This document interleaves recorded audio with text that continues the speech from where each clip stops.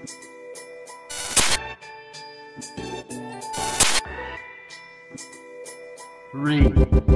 two, one.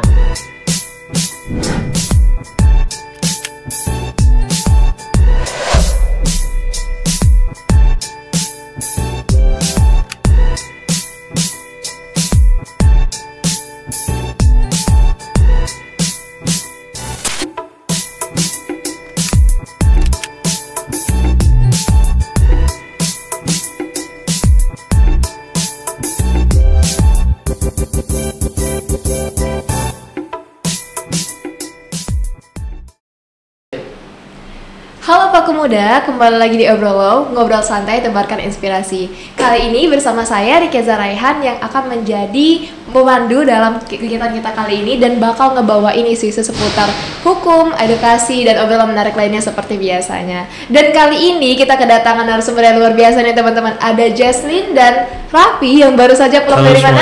Halo. Dari Malaysia. Baru pulang dari Malaysia, berdekat belajar keren banget nih teman-teman. Oke, mungkin aku sapa-sapa dulu sedikit ya. Mungkin kayak gimana nih kabarnya setelah kembali ke Indonesia nih? Raffi, Alhamdulillah baik, Rikeza. Oke, gimana Jesslyn? Iya, baik. Oke, seru banget kemarin ya dengar-dengar kegiatan kalian di Malaysia ya. Seru banget, luar biasa sih pengalamannya. Oke, jadi kita kali ini bakal sharing-sharing nih teman-teman terkait apa aja sih kegiatan yang mereka lakukan di sana dan apa yang buat mereka daftar dan kira-kira apa hal-hal yang mungkin masih dipelajari gitu dan masih dianuti sampai sekarang. Gitu. Nah, jadi Paku Muda, mungkin karena kalian sudah penasaran, jadi kita mulai aja ya langsung ke pertanyaan pertama. Jadi mungkin di sini ada beberapa orang yang juga pengen gitu ya daftar di UiTM atau ikut student exchange dan penasaran juga nih mungkin dari Bang Raffi dan Kak Jesslyn, kira-kira awalnya itu motivasinya apa sih sampai ikut mendaftar gitu ke UiTM exchange? Sebenarnya kalau mimpi untuk ikut exchange program ya, untuk pertukaran mahasiswa atau pertukaran pelajar sebenarnya sudah sejak lama sih jadi cita-cita gitu. Tapi baru kesampaian sejak ada kesempatan dibuka oleh USU, acara USU Mobility Program ini ke University Teknologi Marah di Malaysia. Oleh karena itu saya sendiri dengan teman-teman lainnya memutuskan untuk ikut dan mendaftar mewakili Fakultas Hukum gitu, Rikeza. Oke, makasih Bang Raffi, ini jawabannya keren banget ya. Berarti memang udah pengen untuk ikut student exchange gitu ya. Tapi Bang Kak Jesslyn gimana nih Kak? Jadi sebenarnya kalau lebih ke motivasi gitu ya. Kalau mahasiswa ini bisa berkompeten insight-nya ini di skala nasional, ya kita harus kejar yang namanya go internasional gitu. Karena ini merupakan program kampus yang dimana ketika mahasiswa terjun di dalamnya ya sangat menambah wawasan gitu, dan kita bisa go internasional dibilang. Kita ketika belajar di sana itu disebut sebagai international student gitu. Keren banget nih, motivasi Kak Jesslyn berarti pengen go internasional ya. Udah kayak Agnes Monica deh. Oke, tapi juga memang kita ada moto dari USU juga ya, transformation towards the ultimate gitu ya, kayak untuk mengajarkan kita ngasih global impact gitu ya Kak Jesslyn ya. Thank you, keren banget nih. Untuk dari motivasi aja kita udah dapat nih ya teman-teman, bahwa kalau kita jadi mahasiswa itu buat coba kasih impact sebesar mungkin, bahkan ikut exchange gitu ya. Udah jadi keinginan, keren banget. Oke, mungkin ya teman-teman di sini kan ada juga yang kayak pastinya pengen student exchange, mungkin itu di UiTM atau mungkin ikut mau ke ISMA dan sebagainya. Nah, kira-kira nih dari Kakak Jesslyn dan Kak Bang Raffi itu kayak syarat-syarat dari FH kemarin sampai bisa terpilih jadi mahasiswa pertukaran pelajar ada apa aja sih yang mungkin bisa dipersiapkan teman-teman? Jadi persyaratannya ini ya pertama itu harus melengkapi berkas. Nah, berkas-berkas yang dilengkapi itu ada CV, terus surat pernyataan kesediaan bahwa orang tua mau memberi biaya hidup, baru dan berkas-berkas seperti nilai-nilai transkrip nilai ya. Gitu. Ya. Nah, untuk biaya-biaya yang lain seperti visa, apa lagi ya? Pesawat dan akomodasi tempat tinggal di sana itu full ditanggung oleh USU. Oke, berarti sesuai itu ya? Sesuai ya. Administrasi, izin dari orang tua, data diri, dan mungkin berkas-berkas yang juga diurus. Oh iya, ada tambahan lagi gitu ya, bahwa dibutuhkan juga nilai TOEFL Oke. Jadi tapi kalau waktu itu kami kerjasama juga sama pusat bahasa. Jadi waktu itu pusat bahasa yang menyediakan fasilitas untuk kami ikut tes TOEFL karena nilainya itu perlu banget untuk pemberkasan dari ITM. Yang pentingnya intinya sebenarnya kemampuan bahasa Inggris ya. Iya. Iya, kalau misalnya kita dengar kan memang student exchange program itu banyak yang butuh English proficiency test gitu ya, Benar. TOEFL, IELTS gitu ya. Dan ini salah satunya juga Iya, ya. betul. Oke, nih teman-teman jangan lupa ya untuk prepare itu juga nih kalau misalnya mau ikut student exchange. Oke, mungkin tadi kan itu bagian persyaratan gitu ya, administrasi dan sebagainya. Nah, tapi penasaran juga nih mungkin kayak struggle-struggle lain yang kalian alami selama dan sebelum pergi ke Malaysia kira-kira apa aja nih? Mungkin sebelum dulu ya, sebelum pergi ke Malaysia. Struggle sebelum kita pergi ke Malaysia tentunya banyak persiapan yang harus dilakukan ya. Selain tadi melengkapi persyaratan, terus mengikuti seleksi juga dari fakultas, kemudian universitas. Pada akhirnya ketika kita lulus kita dipilih dan kita akhirnya harus mengurus beberapa berkas lainnya seperti visa yang mungkin menjadi hal yang sangat struggle ya karena kita memperjuangkan visa itu mungkin berbulan-bulan dan itu akhirnya kenapa program ini dibuka beberapa bulan sebelum kita berangkat. Oleh karena itu USU juga akhirnya membiayakan itu, kemudian juga kita akhirnya dilepas ya oleh rektor sebelum kita pergi dan struggle-struggle-nya juga tidak terlalu berat. Mungkin itu jadi perjuangan yang lumayan teringat sih Dan kenangannya. syukurnya waktu itu Jesslyn gak ada struggle juga sih dalam pengisian visa. Berkasnya langsung diterima di kantor imigrasi yang di Malaysia. Berarti bisa beda-beda juga ya struggle. Iya, benar. Karena keberangkatan waktu itu ada sampai berbatch-batchnya. Oh, iya sih, ada gelombang-gelombangnya gitu. Benar. Oh, Oke, iya kemarin juga ada dengar-dengar sih dari beberapa temen yang ITM ada yang kendalanya itu di bagian visa gitu ya, kemarin struggle-nya. Tapi itu jadi kenangan tersendiri. Jadi kenangan tersendiri. Dan sebagainya. Ada maknanya. Oke, cool banget. Oke, ini tadi udah cerita tentang struggle. Mungkin ya selama gitu ya program pertukaran di sana kira-kira ada pengalaman berkesan apa sih yang paling Bang Raffi dan Kak Jesslyn paling ingat gitu? Pengalaman berkesan sih pastinya dengan ngikutin exchange program ya, mobility program gitu. Tentunya dengan melaksanakan pertukaran di sana, pastinya kita ketemu teman-teman baru, itu pasti berkesan. Berjumpa dengan dosen-dosen di sana, kemudian hidup di lingkungan yang baru. Apalagi program yang kami ikutin ini sebenarnya tidak terbatas hanya di Fakultas Hukum, Fakultas Ilmu Sosial, Ilmu Politik, Fakultas Teknik dan Fakultas Ilmu Komputer dan Teknologi Informasi pun juga ikut. Jadi akhirnya walaupun kita belum kenal satu sama lain anak USU, akhirnya kita berbaur dengan mereka, kemudian juga berbaur dengan anak-anak dari warga negara lain. Disitulah kita jadi melihat bahwa itu pengalaman berkesan yang membuat kenangan-kenangan itu lebih bermakna gitu, karena kita melihat pertemanan dengan mereka akhirnya lebih ya intens lah karena kita hidup dengan mereka.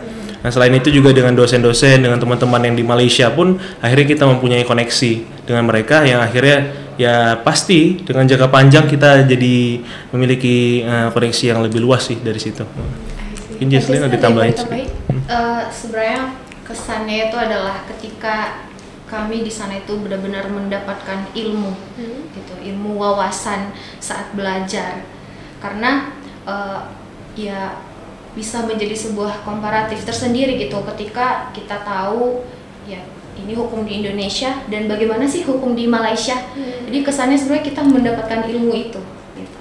I see. Kalian kalau nggak salah namanya di sana fakulti undang-undang ya. Fakulti undang-undang. Oke, kemudian karena fakultas hukum juga. Dan kemarin belajarnya itu agak beda nggak sistem hukum atau apa ya, hal-hal yang dipelajari juga agak beda nggak dari yang diajari di hukum ini? Nah, jadi karena perbedaan sistem hukum kita di sini juga civil law, di sana common law, jadi ada perbedaan di mana ya hukum kita berasal dari Belanda dan mereka dari Inggris. Jadi sistem pembelajaran pun jadi berfokus dan mengacu pada sistem hukum tadi. Jadi perasaan kita pas di sana itu terkejut juga karena kita banyak berdiskusi dengan case law, dengan kasus-kasus yang mana di Indonesia kita jarang membahas itu terlalu dalam ya tentang jurisprudensi itu sendiri. Jadi itu tantangan kami juga untuk pertama kali masuk ke kelas, perlu adaptasi dengan itu, dengan pembelajaran yang harus ketika ngerjain tugas, ngerjain ujian itu harus refer ke case selain dari undang-undang gitu. Jesslyn juga ngerasain hal yang sama ya? Iya, ngerasain hal yang sama gitu, apalagi memang sebelum berangkat ke sana itu harus ada basic untuk tahu gimana sih sebenarnya dulu sistem hukum yang ada di Malaysia gitu. Dan benar yang dibilang Raffi gitu ya, bahwa ada case law. Jadi di sana itu ada kelas tutorial juga. Jadi untuk membedah case law itu di kelas tutorial itu. Keren banget tapi ya, kedengarannya seru banget gitu. Mantap banget. Jadi tadi dari segi networking, pertemanan, terus juga pelajarannya gitu ya di dalam kelas yang paling berkesan buat kalian ya. Oke, nah itu kan tadi ngomongin pengalaman berkesan ya. Pasti ini berkaitan juga sama kayak mungkin karena ada ngalami culture shock. Mungkin kayak Malaysia sama Indonesia sebenarnya agak mirip, tapi ada nggak kayak ngalami culture shock tinggal di negara tetangga gitu? Beberapa hal mungkin kita melihat culture shocknya juga nggak terlalu terasa ya, karena kita satu rumpun. Tapi beberapa hal mungkin culture shocknya lebih ke spesifik antara kota Medan dan Shah Alam itu sendiri. Mungkin di sini kita lebih kita lebih terbuka, lebih keras saat ngomong atau saat apa. Tapi ketika di sana kita menyesuaikan dengan nada dan intonasi mereka gitu. Apalagi culture shock yang paling besar sih masalah bahasa, walaupun interaksi kita sebenarnya bisa pakai bahasa Malaysia sendiri atau bahasa Indonesia di situ, tapi kan ada kosakata yang sebenarnya nggak bisa dibilang ya. Jadi solusinya juga dari culture shock itu juga kami akhirnya ya gunain bahasa Inggris saja. Apalagi memang di kelas perkuliahannya memang full English gitu, dan dengan interaksi dengan teman-teman pun juga mayoritas pakai bahasa Inggris gitu. Jasmine ada boleh tambahin? Kalau lebih ke culture shock gitu ya, karena Jasmine pertama kali berangkat gitu, jadi yang pertama kali terdengar bahwasannya dosen, jadi adalah yang jemput gitu kan, ngajakin jalan dosen. Nah pada saat diajak itu dosen ini bilang bahwa di sini kamu nggak bakal nemuin Grab motor gitu. Nah which is itu sebuah hal yang pertama kali terdengar gitu. Wow. Dan dosennya bilang ini memang culture di sini gitu. Itu tantangan apa ya? Dibilang karena kami dari kondominium tempat tinggal, harus ke fakulti itu kita harus menggunakan transportasi kan. Jadi kebiasaan akhirnya yang terbangun di sana, kami jalan kaki, terus akhirnya naik bus dari UiTM sendiri juga disediakan. Jadi setiap pagi itu kami jalan kaki dulu ke haltenya, dari halte itu ke halte fakulti undang-undangnya. Jadi itu terbangun sih setiap hari jalan kaki ya. Iya, jadi mau kemudian sehat juga ya. Oke, kalau kita kan di USU memang banyaknya itu pakai transportasi gerak dan gitu ya. Jadi kayak kalian di sana jadi harus kebiasaan banyak jalan gitu. Betul. Berarti ini culture shock ya, bagus juga lah ya. Jadi maksudnya pada saat udah ada batch baru lagi yang mau datang ya jangan kaget gitu. Ya semangat nih badan buat jalan kaki untuk menunggu bagus juga kok untuk pagi apalagi ya. Betul. Pagi. Oke, cool. Thank you. Tapi kalau masalah kayak budaya ya keseharian dan sebagainya selain bahasa mungkin nggak terlalu ada terasa kali ya. Kayak mirip banget ya. Nah kan tadi kita ngomongin tentang kayak keseharian dan sebagainya. Nah, mungkin tadi kita juga ada bahas tentang kayak komparasi antara belajar hukumnya gitu ya. Tapi mungkin kalau lingkungan belajar kampusnya ada kayak perbedaan yang mungkin kalian mau share gitu. Tadi juga udah di hint sama si Justin sedikit. Jadi kami metode perkuliahannya itu yang pertama ada lecture, yang kedua tutorial. Jadi satu mata kuliah itu 2 kali seminggu. Jadi salah satunya untuk lecture, ceramah dari dosen, satunya lagi itu untuk tutorial. Ketika di lecture itu kita rame sekitar 70-80 orang itu antara 3 kelas. Jadi pas kita ke tutorial, kelas yang tadi itu dipecah jadi beberapa kelas. Dan akhirnya interaksi dengan dosen itu jadi terbangun sih. Jadi mahasiswa dengan dosennya saat di tutorial bisa bertanya sesuatu atau mungkin jadi kelas diskusi. Jadi metode pembelajaran itu sih yang paling nampak mencolok ya perbedaan kita di sini. Jocelyn? Mungkin lebih ke ini sih fasilitasnya juga ya. Kalau di sana itu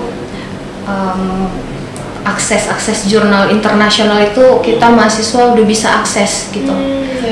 Kalau teman-teman pada tahu yang jurnal-jurnal internasional yang berbayar itu bisa diakses langsung sama mahasiswa di sana. Itu enaknya.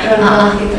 Berarti kemarin juga banyak manfaatnya itu untuk kayak ngebaca-baca jurnal internasional. Banyak, dan di sana itu kebetulan kami 10 orang mengambil mata kuliah Fundamental Legal Skills. Jadi di situ di awal pembelajaran itu diajarin bagaimana cara akses jurnal, cara akses dan download case law-nya itu gimana gitu. Jadi semua itu diajarin di awal. Sih, mantap banget gitu ya, berarti ada pengalaman baru dan hal baru yang bisa kalian implementasikan. Oke, nah kan tadi itu udah ngomongin kayak perbedaan tinggal lingkup kayak kampus dan sebagainya yang kalian alami selama di sana. Mungkin kayak dari yang kalian pelajari gitu dari segi akademik maupun mungkin untuk pribadi gitu setelah kembali ke sini apa kira-kira? Makna tersendiri ya dengan adanya pembelajaran itu. Jadi yang pertama itu akhirnya karena mendapatkan kesempatan ke sana, akhirnya kita melihat, saya sendiri misalnya pribadi awalnya penasaran dengan common law misalnya dari awal di sini. Akhirnya pas di sana kita langsung melihat gimana cara pembelajaran mereka dengan perbedaan sistem hukum itu. Akhirnya kita membawa itu ke perbandingan hukum dan beberapa hal yang mungkin jadi nilai tambah di situ. Interaksi dengan teman-temannya menjadi makna tersendiri, di mana teman-teman di sana juga bisa diajak diskusi. Dan akhirnya di sini walaupun udah pulang, kami juga melakukan beberapa pekerjaan ya, walaupun di luar program pertukaran ini kami tetap melakukan riset kolaboratif dan sebagainya. Jadi gitu sih. Kalau dari segi pembelajaran gitu, sebenarnya banyak banget yang dipelajari ini sembari juga dengan experience yang didapat gitu. Nah, di sana itu Jesslyn ngambil mata kuliah Malaysian Legal System, Legal Research and Methodology, Child Law, dan Fundamental Legal Skills tadi. Nah, itu masing-masing 3 SKS. Nah, pembelajaran juga sama, ada kelas lecture dengan tutorial gitu. Nah, untuk dari proses belajar yang gitu yang bermakna, semuanya punya maknanya gitu. Kenapa? Karena itu tadi basic kita untuk mau tahu bagaimana Malaysia itu ya kita bisa nemuin pada saat belajar. Gitu. Keren banget sih memang. Kita kan tadi tentang kayak hal yang kalian pelajari gitu ya, dan mungkin hal yang kalian pengen banget implementasiin gitu ya. Nah tapi mungkin kayak hal-hal yang mungkin lebih ke arah unik gitu, kayak ada gak yang kalian mau sharing ke kami gitu? Yang kayak, wah kok bisa ada yang gini sih di Malaysia gitu? Hal yang unik ya, mungkin kalau misalnya di UTM spesifik mungkin ya ngelihat fasilitas akses ke buku lebih banyak, tapi lebih santai sih karena perpustakaannya juga kita bisa lebih, bukan hanya untuk belajar gitu, bisa untuk istirahat dan bersenang-senang di situ. Kemudian apalagi Jess? Nah untuk hal uniknya gitu ya, itu tadi pertama itu dari segi proses belajarnya ada kelas lecture dan tutorial, dan yang kedua misalnya kita ini mau ke perpustakaan, di sana itu ada perpustakaan 24 jam. Gitu. Which is itu unik banget gitu ya dibandingkan kita yang di Indonesia gitu, karena di sana itu mahasiswa bisa belajar 24 jam di perpustakaan, bisa akses dan lain-lain gitu. Jadi itu menurut hal yang unik dari perusahaan tadi itu pada H-1 atau H-2 sebelum ujian UAS itu, anak-anak mahasiswa itu jam 2-3 pagi atau jam 4 pagi itu ada di perpustakaan. Iya udah ada gitu. Bahkan kami aja selama di sana itu kadang baru pulang itu jam 8 malam karena ngejar bus juga, dan nyampe di kondominium Crystal nanti jam 11 malam karena kami jalan kaki juga. Ini menarik banget nih buat orang-orang yang suka banget ke perpus ya. Iya, udah 24 jam benar. Tapi ini nggak sampai ngekos di sana. Jadi gampang. Oke, mungkin tadi kan udah ngomongin tentang kayak kuliah, terus kayak hal-hal unik yang kalian alami selama kuliah dan sebagainya. Mungkin kayak ada kegiatan-kegiatan lain nggak yang kalian ambil selama pertukaran pelajar kalian? Kalau kegiatan lain ya di luar perkuliahan, kami dikasih kesempatan untuk mengikuti banyak program. Salah satunya kalau Arif sendiri ikut exploration to Malaysian Culture and Heritage.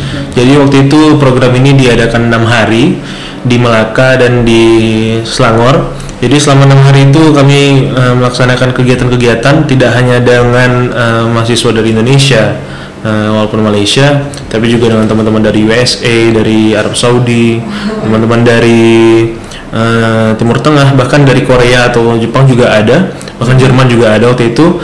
Jadi kami di situ interaksinya sangat terjaga. Jadi salah satu hari dari 6 hari itu ada satu malam kami menginap di rumah warga di kampung di Malaysia. Di situ sangat berkesan sih, Apalagi kami nggak ikut KKN akhirnya dari sini, tapi sebenarnya kami di sana juga mengikuti beberapa kegiatan yang semacamnya. Di situ juga ngikutin beberapa, lihat pabrik-pabrik kecil yang ada di kampung itu, terus tinggal dengan warga di sana. Akhirnya walaupun kami setelah itu pulang balik ke kampus, ke asrama kampus itu, hubungan dengan keluarga yang di sana juga akhirnya jadi terjalin gitu. Itu sih salah satu kegiatan yang unik. Mungkin biasanya kayak internasional juga ya kan. secara nggak langsung ya kayak internasional juga. Gimana justru ada Kalau ada juga sih yang experience yang bagus banget sih. Salah satunya juga exploring the refugees. Ya betul itu. Jadi itu kami bertemu dengan para refugees dari Myanmar gitu. Jadi di situ ada 40 siswa pengungsi dari Myanmar, dan itu kami lokasinya di sekolahnya langsung tepatnya lah bisa dibilang. Dan di situ kami berbagi keceriaan, ada banyak games dan lain-lain dengan adik-adik dari pengungsi Myanmar. Betul. Itu kayak semacam ngajar juga gitu. ya ngajar. Iya, ngajar juga. Jadi banyak banget kami tuh harus memandu bagaimana karena gimana ya, biar anak-anak di situ mau berbagi juga bagaimana keadaan. Karena kan refugees ini kan memang rada-rada memiliki tantangan ya. Dibilang menutup diri Iya, gitu. Jadi kami harus benar-benar berbagi keceriaan supaya benar-benar klub dapat informasi bagaimana sih kesehariannya gitu selama exploring the Padahal refugees. langsung kayak KKN juga ya. Iya. Para KKN-nya dikonversi. Itu kelebihan. Iya, itu kelebihannya. Oke, ya, jadi menurut kalian masing-masing udah ngikutin kayak program ini udah berapa bulan gitu ya, kayak ada nggak hal-hal yang mengubah pandangan kalian gitu balik ke sini gitu? Ubah pandangan pasti untuk keseharian ya, lebih akhirnya karena terbiasa hidup bersama dan hidup sendiri juga secara sekaligus gitu, akhirnya lebih disiplin lah masalah waktu, terus masalah kedisiplinan atas kebersihan itu udah pasti, juga ketertiban ketika berkendara, juga jalanan di sana juga agak lebih tenang ya daripada di kota kita. Dan itu membawa ya pesan tersendiri lah supaya ya introspeksi lah dengan apa yang dilaksanakan di sini. Apa sih Jess? Ini sih lebih tahu yang namanya kebersamaan gitu. Karena di sana itu di kondominium Kristal itu semuanya international student di situ. Ketika bareng-bareng ya tahu lah namanya kebersamaan itu bagaimana, dan mandirinya juga dilatih gitu sih. Jadi ini pandangan untuk pribadi dan juga hubungan apa ya bersama dengan anak bangsa gitu ya. Betul. Sih. Kehidupan antar bangsa juga kayak ngerasa ini bisa banget sebenarnya kita ngejalin kerjasama, terus kebersamaan, Bener. yang ngejalin hubungan yang baik gitu. Keren banget sih. Kan udah kayak duta aja gitu. Udah secara langsung menjadi duta kan ya. Amin. Oke, nah mungkin kalau dari segi bersosialisasi dengan ya tadi rekan-rekan mahasiswa lokal di Malaysia, mungkin ada hambatan lain nggak selain mungkin berbahasa tadi? Kayak mungkin ketika kalian misalnya sharing-sharing nih kayak musik atau mungkin film dan sebagainya, kalian mengalami hambatan atau lebih banyak mudahnya gitu? Iya, oke. Sebenarnya kalau kehambatan gitu ya, ketika kita udah relasinya bagus dengan orang-orang lokal di sana, hambatan tadi itu nggak bakal terasa. Karena sistemnya itu mereka lebih ke mengajak gitu loh. Dari tutur katanya sopan. Jadi ketika kita benar-benar ini ada hambatan ini, tapi itu semua tertutupi gitu. Orang-orangnya juga responsif, sopan gitu.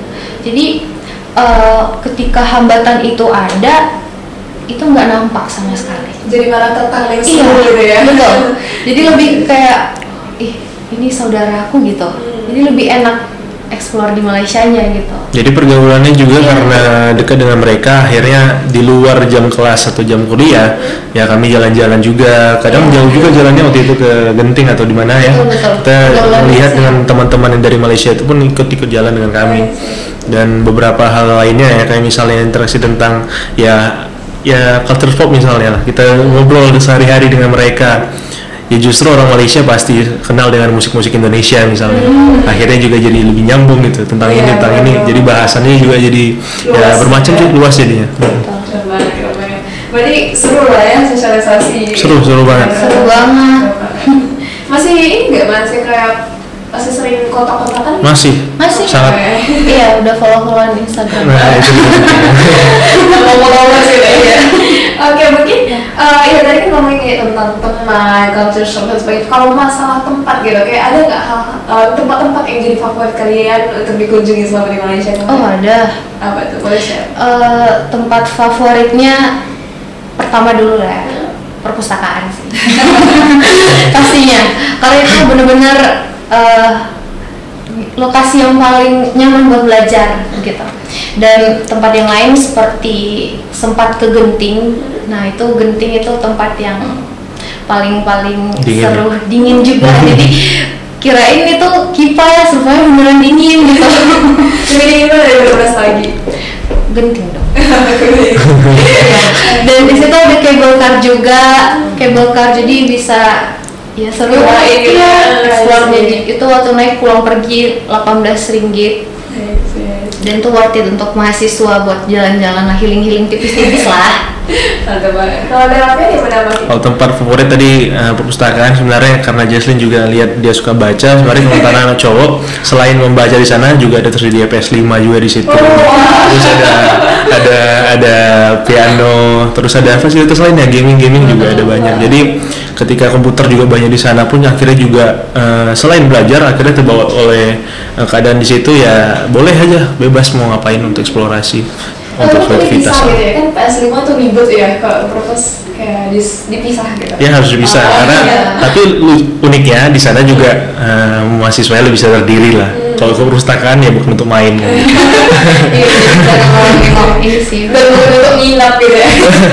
Nginap ya 24 jam. Tapi kalau kayak gitu PS5 ada, terus tempat nongkrong dan sebagainya juga ada, kayak wajar dong sampai 24 per 7 orang betah di perpustakaan. Tapi kadang sepi juga, yang lihat tergantung orangnya lah. Iya, tergantung orang. Biasanya sih menjelang final exam atau ujian. Oke, nah setelah kalian kembali nih ke Malaysia, ke Indonesia gitu ya, kayak kalian merasa ada perbedaan signifikan apa sih yang kalian masih rasain gitu sehari-hari? Mungkin kayak masih beradaptasi, atau mungkin kayak wah ternyata beda banget gitu lingkungan kampus dan sebagainya. Kayak apa sih perbedaan signifikan yang kalian masih rasain? Kalau dari perbedaan gitu ya, yang signifikan banget lebih ke makanan ya. Betul. Jadi makanan di sana itu cabai, saat kita makan cabai itu masih terasa manis gitu. Meskipun kita banyak naruh di piring tuh masih manis, jadi nggak ada pedes-pedesnya gitu. Nah pas udah ke Indonesia nih, jadi ngomong cabai banget, pedes banget. Jadi kayak bedanya itu gitu. Iya sih. Kebetulan aku mau share sedikit juga kan, kemarin aku juga peserta KKN terus ketemu sama orang-orang Malaysia juga. Mereka tuh ketika misalnya makan pedes, mereka sampai bilang kayak, wah dia dulu nggak bisa mikir. Kayak gitu benar-benar pedes. Sangat pedes di sini. Spicy banget. Mereka nggak terbiasa katanya. Nggak terbiasa. Iya, nggak terbiasa. Kalau Rafi di mana lain kita perbedaan apa yang dirasain? Perbedaan apa lagi ya selain makanan? Tadi ngelihat sih kalau misalnya kebiasaan sih, masalah awalnya jadi semacam apa ya, suka banding-bandingkan lah. Ketika hidup di sana terlalu nyaman, terus di sini juga nggak nyaman, tapi nggak bisa kayak gitu juga. Ngelihatnya ya akhirnya karena ada pernah dipelajari di sana tuh kayak ya sehari-hari jaga kebersihan lebih rapi. Terus ketika berkendara, sebenarnya nggak ada kendara juga sih, maksudnya nggak berkendara juga waktu itu di sana. Tapi ngelihat situasi juga klakson terlalu banyak gitu kan. Jadi di sini juga bawa nilai-nilai kayak gitu sih, ngelihat ya sebenarnya tata kota pun akhirnya bisa kita kadang jadi suka melihat perbandingan itu, tapi akhirnya cari yang positif dan negatifnya, dan positifnya itu kita ambil untuk kita lakuin di sini gitu. Semacam ini sih yang diharapin dari kayak student exchange program gitu kan, ketika balik hal-hal baik itu kita bisa coba share. Benar, bisa kita ambil gitu ya. Karena di sana itu ya kalau udah pulang, misalnya udah pulang ke Medan gitu kan, di sana itu sepi banget karena di kota Shah Alam itu hening, kendaraan juga nggak terlalu banyak. Jadi pas sudah pulang, wih rame kok. Gitu. Kemarin juga teman Malaysia kan datang ke sini terus kayak mereka ngelihat orang berkendara di Medan, wih nggak kenapa-napa kak, begitu karena ngebut gitu kan.